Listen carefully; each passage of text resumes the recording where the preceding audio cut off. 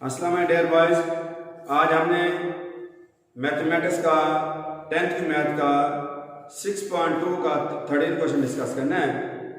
जैसे कि पिछले लेक्चर में आपको मीन, मॉड, मीडियन हमने बाय फार्मूला सिखाया था और इंशाल्लाह आपको बखूबी समझ आ गया होगा। आज हमने मीडियन भी और मॉड भी ग्राफिकली तरीके से करने हैं कि फार्मूला लगाकर हमने ग्राफिकली उसको चेक भी करना है फार्मूला से लगाकर।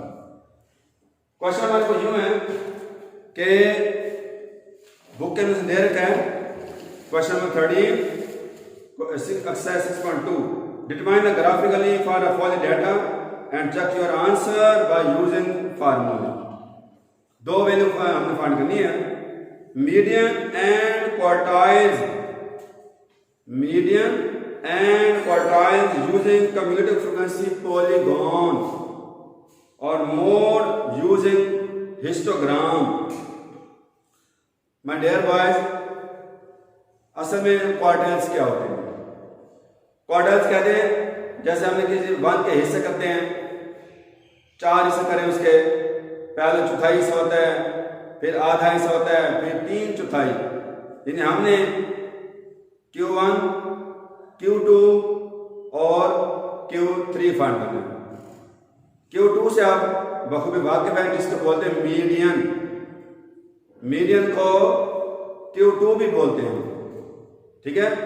तो आज हमने Q1 Q2 Q3 फाइंड करने के बाद ग्राफ पहले बनाएंगे, ग्राफ पर हम उसको आंसर निकालेंगे, फिर फार्मूले से आंसर चेक करेंगे कि हमारा आंसर मैच करना चाहिए। तो my dear boys, question statement में आ रहा, हमें टेबल जो दिया होता है उसमें ये पहला आप देख सकते हैं क्लास इंटरवल नहीं होगा, शुरू हो रहा है 10 से 20, 20 से 30, 30 से 40, 40 50, 50 60, 60 to 70, ठीक है। एक्चुअली जहां पर जो आपको क्लास इंटरवल गिवन है उसमें जिसकी अपर 20 और इसके लोअर यहाँ पर 20 सेम है, रिपीट हो रही है।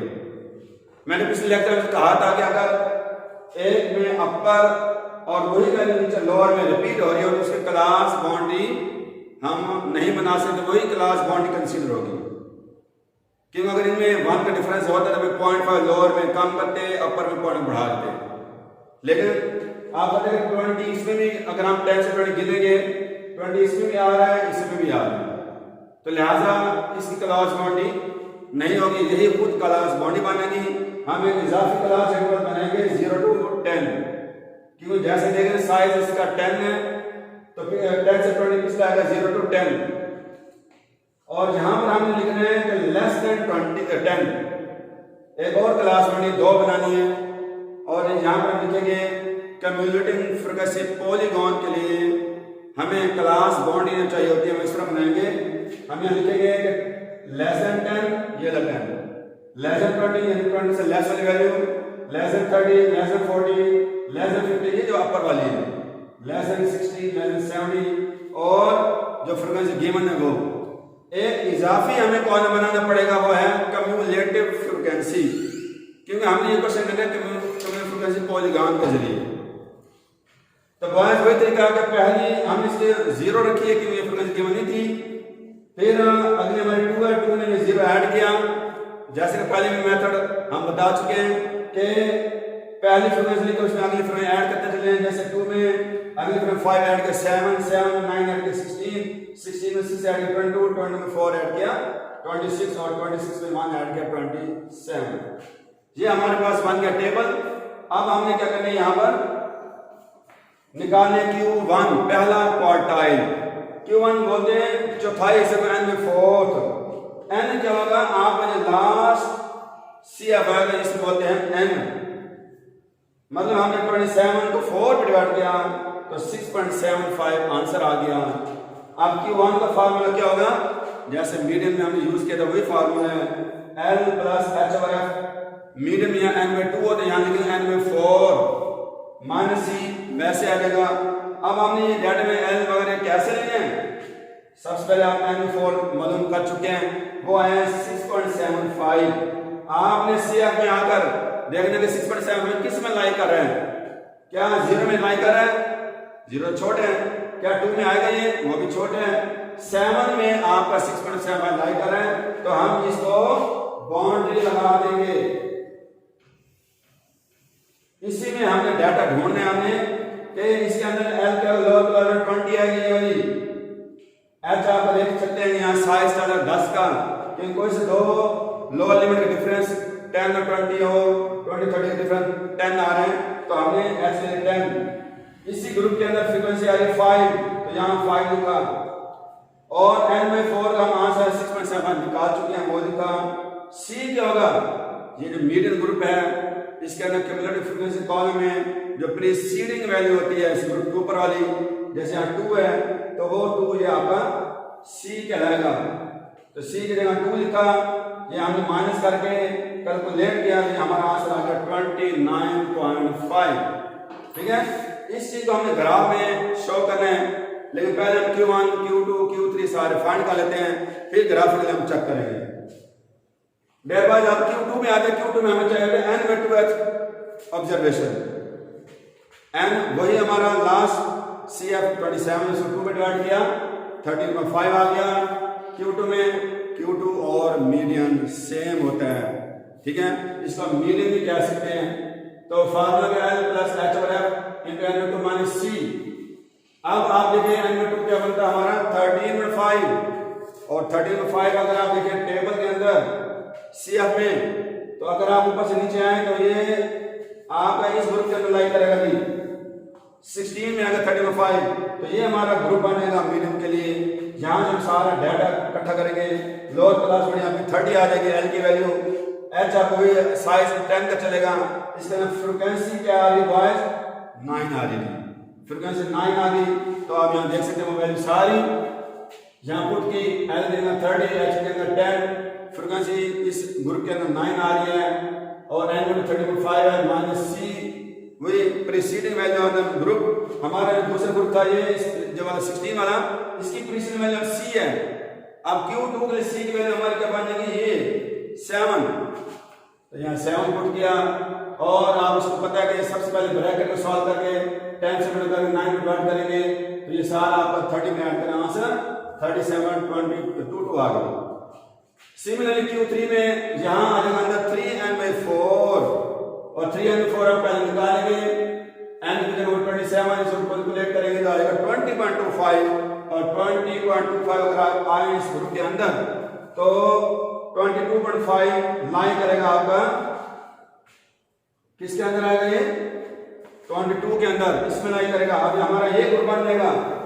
इस ग्रुप के अंदर उसी तरह हमने सारा वैल्यू निकाली है कि n की वैल्यू हमारे पास लोअर क्लास में इसके अंदर 40 आ जाएगी, h की जगह 10, 40 क्योंकि इस ग्रुप के अंदर 40 आ रहे हैं, और f 6 आ जाएगी इस ग्रुप के अंदर। Q3 के लिए जो हमने नीचे बाउंड्री लगाई इसके 6 आ रहे हैं, और इसकी वैल्यू 20.25 माइनस C क्या आएगा? इसके अंदर वो 16 आ जाएगा ऊपर वाला। अब ये होगा इसके लिए C, ये वैल्यू पुट की, इसके साथ आंसर निकाला 47.08। अच्छा बॉयज, अब हम आते हैं ग्राफ की तरफ। ग्राफ में क्या करना है हमने?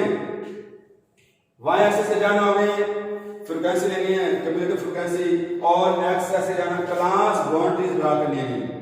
और जैसे क्लास बाउंड्री मैंने बना रखी है कि लेस देन 10, लेस देन 20, मैंने 10, 20, 30, 40, 50, 60, 70 यहाँ पर ये वैल्यू सारी एडजस्ट करनी है बराबर फॉर बड़े बॉक्स को स्केल के मुताबिक। जो बड़ा बॉक्स होगा आप ग्राफ पर उसको 10, फिर अगर 20 यानी हर बॉक्स 10 के बराबर होगा। इधर मैंने फ्रीक्वेंसी 75, 10, 15, 20, 25, 30, ताकि मेरी ये वैल्यू इसके अंदर एडजस्ट हो सके। अब जरा बॉयज पहले वाले देखें, मैंने यहां पर देखें 10 के लिए फ्रीक्वेंसी है 0 स्टार्ट ले रहा हूं, ठीक है। अब हमने पहले मैंने ये पॉलीगॉन तैयार कर दी। अगली जो लेस देन 20 के सामने कौन सी फ्रीक्वेंसी आ रही है मेरी?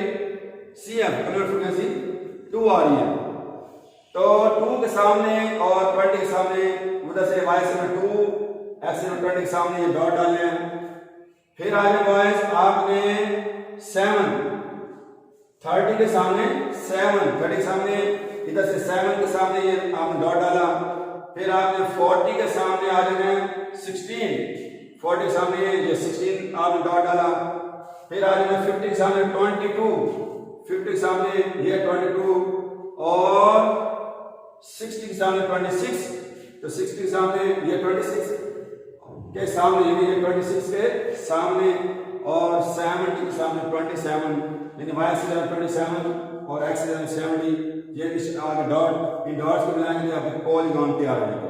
ठीक है, अब आप ये लिखें पहला काम Q1 के लिए क्या करना है, ये लिखें 6.75 आपने y से 6.75 ले लेंगे, ये 5 ये 6 और तकरीबन अंदाजन 7 से थोड़ा नीचे 6.7 इसको बिल्कुल स्ट्रेट इसके एक्सिस के पैरेलल सीधी लाइन इस पॉलीगॉन से जाकर टच करानी है।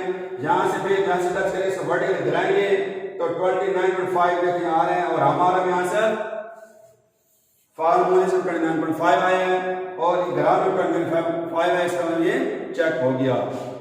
अच्छा अब अगली क्या हमारे पास n नोट 13.5 है,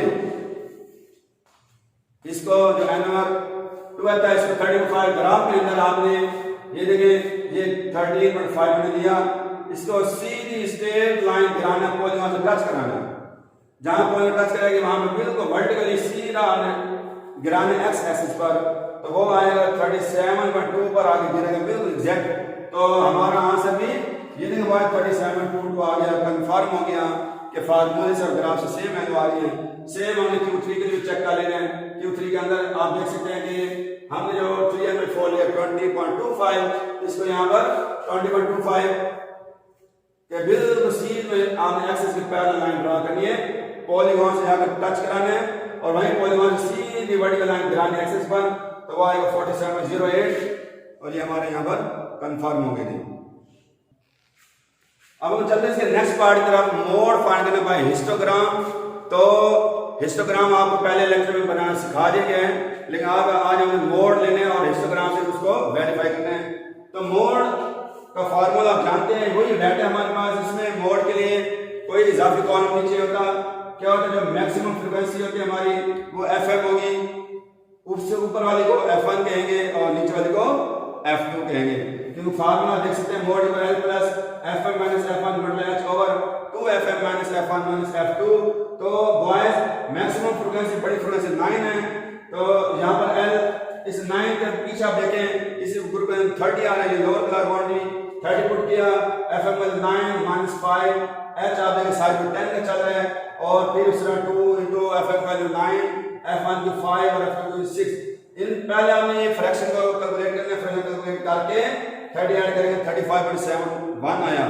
अब इस चीज को हमने ग्राफिकली देखते हैं हिस्टोग्राम बनाने के लिए। देखिए आप पहले फ्रीक्वेंसी 2 है, फिर 5 है, फिर 9 है, फिर 6 है, इसके लिहाज से हमने ये रेक्टेंगल बना लेंगे। 2 के सामने एक रेक्टेंगल खड़ी की, फिर 5 के सामने हमने ये रेक्टेंगल बिल्कुल एडजेसेंट साथ जुड़ी, फिर 9 फिर 6 फिर 4, इस तरह शक्ल आप बनेगी हिस्टोग्राम की, जैसे आप पहले लेक्चर में ये समझ चुके हैं। अब हम ये देखें कि ये वाला जो कॉलम दरमियान में 9 वाला ये बड़ा है, ठीक है, और आप पता है मोड भी वो एक जो मोस्ट रिपीटेड वैल्यू होती है। तो हमने क्या करना है, इस 9 का जो रेक्टेंगल है इसका ये जो कोन है, ये देखें राइट वाला से लाइन सीधी ये जो 5 वाला रेक्टेंगल इसके कोने से मिलाना है, फिर इसका 9 वाले का लेफ्ट ऊपर जो कोन है इसको 6 वाले के कोने के लेफ्ट से जाकर ज्वाइन कराना है और जहां ये मीट करें वहां से सीधी एक डॉट लाइन ड्रा करेंगे, वो आगे एक्सेस पर यहां पर गिरेगी, इसका कैलकुलेट करेंगे 35.71 आंसर आ जाएगा और हमारा आंसर भी मोड का यही आता है। तो फार्मूले से भी ग्राफ से भी दोनों चेक हो गए, तो ये बात ग्राफिकली था इसका प्रूफ, ठीक है। उम्मीद है कि आप समझ आ गया होगा। अगर कोई इसमें कोई दिक्कत आई हो तो आप दोबारा मुझसे रब्ता कर पूछ सकते हैं और उम्मीद है कि आप घर में प्रैक्टिस भी कर रहे होंगे।